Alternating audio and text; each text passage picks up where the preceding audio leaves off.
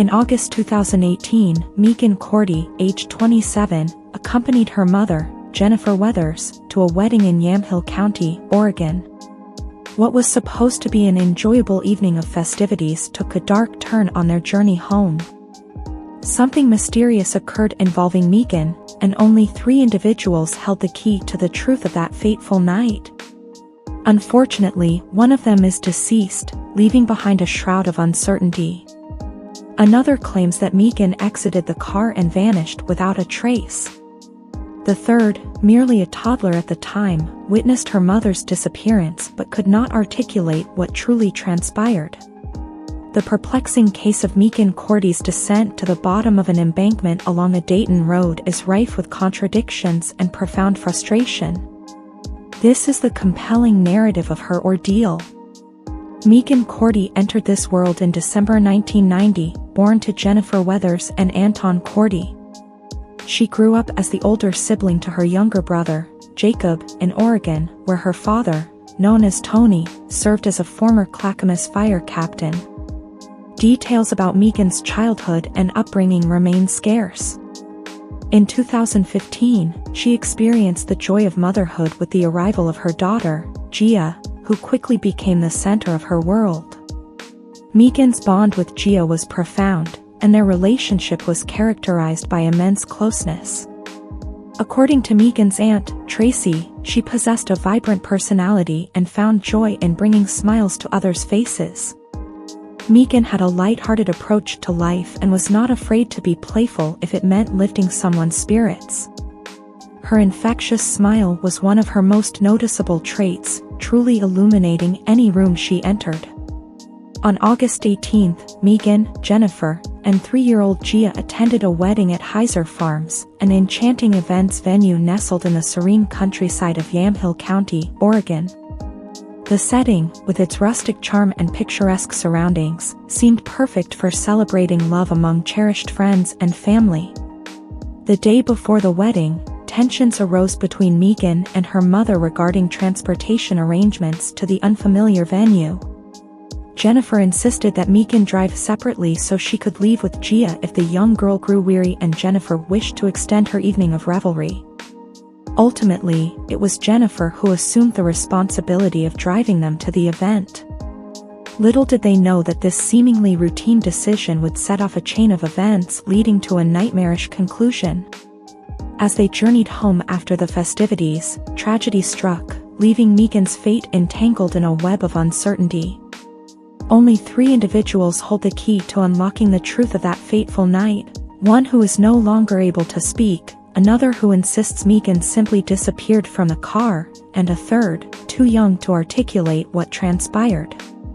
The investigation into how Meighan Cordie ended up at the bottom of an embankment along a Dayton road is fraught with contradictions and exasperating obstacles. But amidst the confusion and frustration, one thing remains clear: the quest for answers continues, driven by the unwavering determination to uncover the truth behind Meighan's untimely demise. While the presence of an alcohol issue in either woman's life remains uncertain, the unfolding events of the ensuing hours suggest a notable involvement of alcohol. The wedding ceremony was a beautiful affair, transitioning seamlessly into a vibrant reception where drinks flowed freely, and guests reveled in the celebratory atmosphere. However, amidst the merriment, Meighan and Jennifer, both partaking in alcohol, found themselves embroiled in a heated dispute witnessed by onlookers. Reports indicate Jennifer's visible intoxication, described as ranging from a 6 to 8 on a drunkenness scale, rendering her unfit to drive.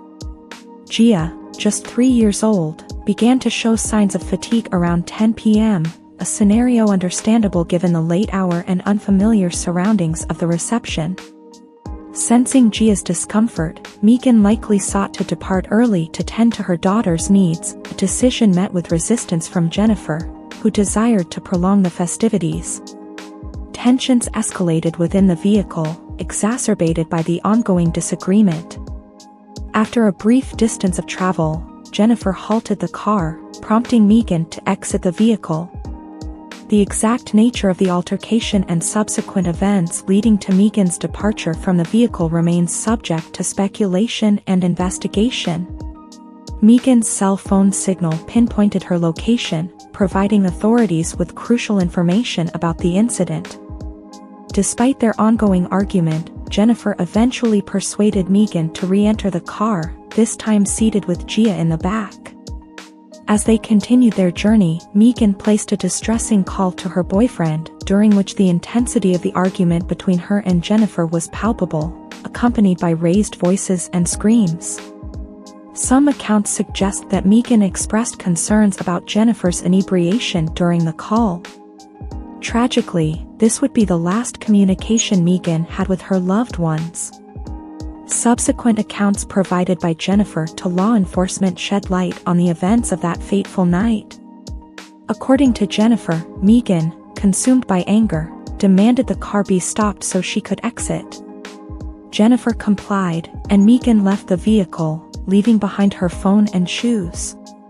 Despite Jennifer's attempts to locate her, Meighan was nowhere to be found, prompting Jennifer to spend 30 minutes scouring the area before deciding to return home, driven by the desire to ensure Gia's safety.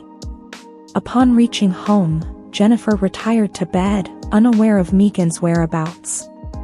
The following morning, August 19th, Jennifer awakened to find Meighan still missing. She decided to report Meighan's disappearance, albeit not through emergency channels, opting instead to contact the non-emergency line. During the call, Jennifer conveyed her fruitless search efforts spanning 2 hours, expressing her growing concern for Meighan's well-being. The conversation surrounding Jennifer's call has sparked considerable debate, particularly regarding her demeanor and the content of her statements. Despite appearing composed throughout the conversation, interpretations vary, recognizing that individuals manage stress differently. However, certain aspects of the call raise eyebrows, such as Jennifer's mention of contacting jails and hospitals, which seems somewhat peculiar given the lack of urgency in her tone. Moreover, the absence of Meighan's phone and wallet amplifies concerns about her safety. The call ends with Jennifer providing a description of Meighan's attire and expressing gratitude before concluding the conversation. Authorities received the report of Meighan's sudden disappearance with utmost seriousness, recognizing the potential dangers of her exit from a car on a dark, unfamiliar rural road. Efforts to locate Meighan intensified, with an appeal for volunteers garnering a significant response. Over 300 volunteers and emergency responders scoured the surrounding woods, rivers, and farmlands, yet Meighan remained elusive. To contextualize the area, Meighan had visited a local store on the day of her disappearance, where her attire caught the attention of a store employee, Meighan Spencer. Meighan's distinct outfit, a blue floral jumpsuit, left a lasting impression, as it was not common attire for the area. Despite the extensive search efforts and public appeals, Meighan's whereabouts remained a mystery, leaving her loved ones and the community gripped by uncertainty and concern. Meighan Spencer expressed shock upon learning of the disappearance, acknowledging the inherent risks of traversing the area under such circumstances.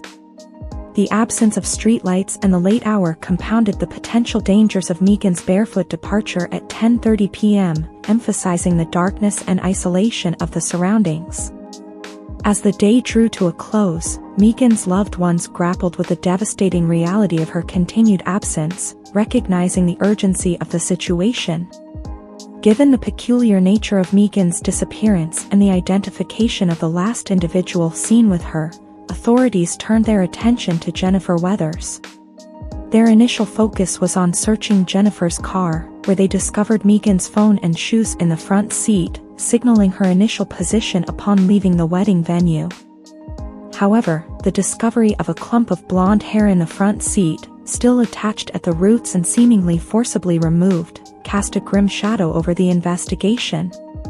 It hinted at a more serious altercation than Jennifer had initially conveyed, raising questions about the true nature of the argument between Meighan and Jennifer. Subsequent questioning of Jennifer, conducted during a lie detector test, shed further light on the events leading up to Meighan's disappearance. While the validity of the results for legal purposes remained uncertain, they provided valuable insights for investigators navigating through conflicting accounts. Jennifer's attempt to shift blame onto Meighan during the interrogation raised eyebrows, particularly in light of testimonies portraying Meighan as a devoted mother and unlikely instigator of violence. The extended pause following Jennifer's final statement hinted at underlying discomfort, suggesting a possible discrepancy between her portrayal of events and the reality of the situation. During the interrogation, Jennifer's recollection of the events of that night appears hazy, likely influenced by her level of intoxication. Her claim that Meighan called her boyfriend and asked to be picked up lacks specific details regarding the timing and rationale behind the request. Given witnesses' accounts of Jennifer's significant intoxication, questions arise about Meighan's concerns regarding her mother's ability to drive safely. The decision to leave her daughter, Gia, in the car with Jennifer under such circumstances raises further queries. Jennifer's attempt to shift blame onto Meighan is evident throughout the conversation, suggesting a reluctance to take responsibility for the events leading to Meighan's disappearance. Despite admitting to their argument, Jennifer portrays Meighan as the aggressor, painting herself as a victim in the situation. This behavior, coupled with Jennifer's seemingly cheerful demeanor despite her daughter's disappearance, raises suspicion. Jennifer's account of the events leading up to Meighan's exit from the car is vague, with inconsistencies in her recollection. Her description of Meighan's sudden departure and subsequent search efforts lacks clarity, leaving unanswered questions about the sequence of events. The uncertainty surrounding Gia's whereabouts and well-being during this time adds to the complexity of the situation. Jennifer's emotional response to the interrogation highlights the gravity of the situation, as she grapples with the realization of her daughter's disappearance and the potential implications of her actions that night. Once again, Jennifer's focus seems to be primarily on the impact of the situation on Gia, rather than the fact that Meighan is missing. Such behavior raises questions about Jennifer's priorities and her emotional response to the events unfolding around her. Moreover, Jennifer's assertion that Meighan's behavior, including leaving the car, is implausible, given her past experiences with Meighan's outbursts, suggests a lack of empathy toward her daughter's predicament. When asked why she didn't attempt to contact Meighan, Jennifer's response is vague, indicating that Meighan was not her primary concern at the time. Instead, Jennifer prioritized Gia's well-being and getting her home safely. The decision not to reach out to Meighan further underscores Jennifer's detachment from the seriousness of the situation. Jennifer's account of Meighan's behavior and her actions that night reveals a pattern of tension and conflict between them, with Meighan having threatened similar actions in the past. Despite this, Jennifer expresses surprise at Meighan's behavior, particularly in front of Gia, highlighting a lack of awareness or acknowledgement of the underlying issues in their relationship. Overall, Jennifer's responses during the interrogation paint a picture of a strained mother-daughter dynamic, characterized by unresolved conflicts and emotional volatility. Her reluctance to confront these issues head-on and her tendency to deflect blame onto Meighan raise concerns about her ability to fully comprehend the gravity of the situation at hand. Jennifer recalled an incident a few weeks prior when she went to pick up Gia from Meighan's workplace, Blue Mercury at Bridgeport, where Meighan worked as an esthetician. Meighan's inconsistency with her schedule led to a minor disagreement between them, highlighting a recurring issue in their interactions. Despite Jennifer's frustration, she proceeded with her day, waking up early on Sunday to search for Meighan after her disappearance. Upon discovering Meighan's phone in the car, Jennifer realized Meighan had left it behind, further complicating the situation. Despite 4 days of exhaustive search efforts by authorities, Meighan remained unaccounted for. Eventually, the search was called off due to the lack of progress, but the investigation into Meighan's disappearance continued actively. Jennifer's narrative raised suspicions among investigators, particularly when her lie detector test results proved inconclusive. This, coupled with inconsistencies in her story, intensified scrutiny on her involvement in Meighan's disappearance. However, a breakthrough occurred on August 23 when a group of joggers stumbled upon Meighan's remains down a steep embankment, bringing a grim end to the search. The discovery of Meighan's body down a steep, rocky embankment raised questions about why search efforts had failed to locate her earlier. It was revealed that Meighan was found 9 miles away from the location where Jennifer claimed she exited the car, adding complexity to the case and highlighting the challenges faced by search teams. Meighan's tragic death marked the conclusion of a deeply distressing case, prompting the community to come together in remembrance of her ahead of a summertime event in downtown Dayton. Her body was recovered and transported to the medical examiner's office for a thorough autopsy, which revealed the extent of her injuries. The autopsy results indicated that Meighan had sustained significant blunt force trauma to the head, resulting in aortic separation and instantaneous death.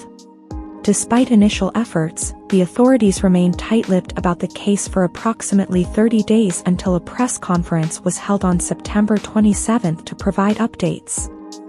During the press conference, District Attorney Brad Berry outlined the events leading to Meighan's death and discussed the autopsy findings. He emphasized that Meighan's injuries did not align with those typically caused by a vehicle collision, and the lack of damage to her bare feet suggested she had not walked a significant distance. Furthermore, it was disclosed that Jennifer had canceled her second polygraph test and ceased cooperation with investigators thereafter. The most significant revelation from the press conference was the medical examiner's belief that Meighan exited the car while it was moving at a speed exceeding 5 miles per hour. Despite this, the death was ruled accidental, leading to the decision not to pursue criminal charges. Investigators and the district attorney concluded that Jennifer was driving in the wrong direction after missing a turn when Meighan fell or jumped out of the car. Meighan then struck the ground before tumbling down the steep embankment. Shockingly, there was mention of Jennifer potentially accelerating just before Meighan exited the vehicle, a detail that could only have come from Gia. Jennifer Weathers faced charges of driving under the influence and reckless endangerment. Her trial commenced in October, and since Jennifer hadn't undergone a breathalyzer test that night, prosecutors relied solely on witness testimony from those who observed her at the wedding. Eventually, Jennifer accepted a plea deal for driving under the influence, escaping charges related to her daughter's death. The prosecutor and district attorney expressed frustration over the lack of charges in Meighan's death, publicly stating that Jennifer had misled the authorities. Jennifer spent 5 days in jail and was placed on 3 years of probation. Gia, Meighan's daughter, now resides with her father in Salem, Oregon, as Jennifer is prohibited from having any contact with her. The most recent development in the case occurred when Meighan's father filed a $500,000 lawsuit against Jennifer for negligence resulting in Meighan's death while driving under the influence. Additionally, he sued the wedding venue for nearly $1,000 for overserving alcohol and failing to prevent Jennifer from driving while intoxicated. However, the lawsuit against the wedding venue was dismissed after failing to respond to a motion by the defense. Ultimately, the truth behind Meighan Cordie's fate remains elusive. This case remains shrouded in unanswered questions, and given Jennifer's behavior, it is unlikely that she will ever come forward with a different narrative. Thus, the case concludes with numerous uncertainties surrounding Meighan's untimely demise. As we come to the end of our exploration into Meighan Cordie's story, one thing remains clear: the search for truth and justice continues. We've uncovered shocking revelations, examined key details, and pondered the mysteries that still linger. Remember to leave your thoughts and theories in the comments below, and don't hesitate to like and share this video to spread awareness. Thank you for joining us on this journey, and until next time, stay curious and stay safe.